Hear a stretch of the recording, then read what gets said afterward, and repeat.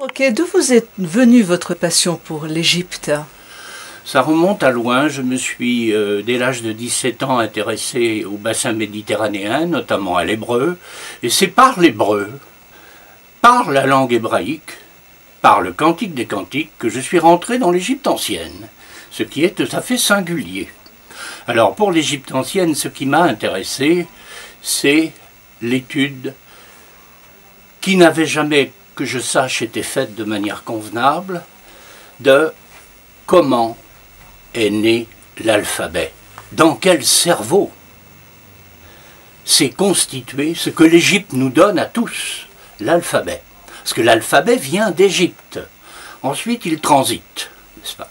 Cette chose-là va être pour nous fondamentale, parce qu'ensuite, bon, vous avez l'alphabet, en moins 3000 probablement. Ensuite, vous avez Gutenberg et les Chinois pour l'écriture, sur l'imprimerie. Et maintenant, vous avez la puce informatique. Et nos enfants qui font des SMS ne savent probablement pas d'où vient l'alphabet, et le A, le B, le C et le D. Ça, c'est un point. De l'écriture à l'image? Alors, l'image est fondamentale, elle est structurelle en Égypte à tous les niveaux.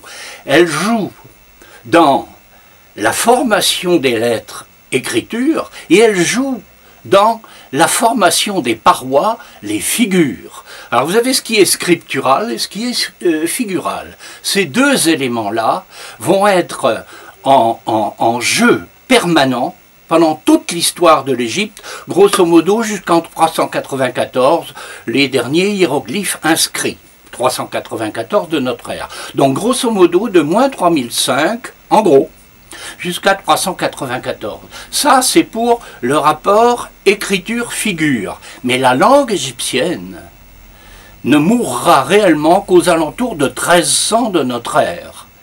Et entre l'an 80 de notre ère et l'an 1300, vous avez le copte, c'est-à-dire la langue égyptienne avec des consonnes et des voyelles. Parce que dans l'Égypte pharaonique, nous n'avons grosso modo que les consonnes. Donc il nous manque des choses. Alors ce phénomène-là est un phénomène fondamental, et pendant la période de 5 siècles au 3e millénaire autour des pyramides, vous avez ce lien et ce jeu permanent entre le texte et l'image. Alors le texte lui-même est de l'image, mais il joue avec l'image qui est une figure sur paroi, l'image pariétale si vous voulez.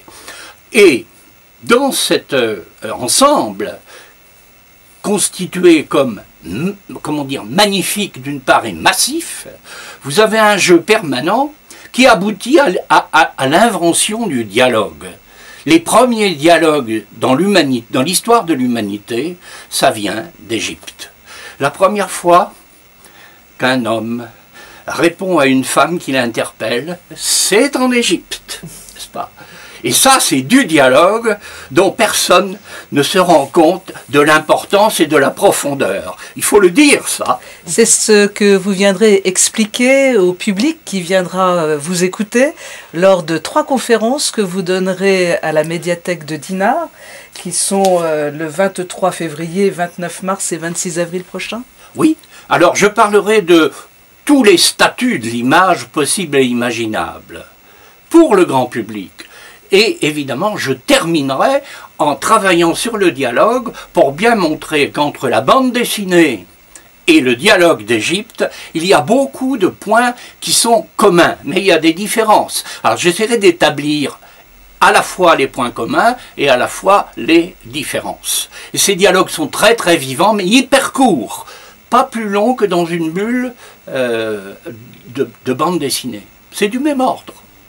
Nous ne manquerons donc pas de venir vous écouter dans vos conférences à la médiathèque L'Ours. Je rappelle les dates, 23 février, 29 mars et 26 avril à 16 h. Merci beaucoup. Merci beaucoup, madame.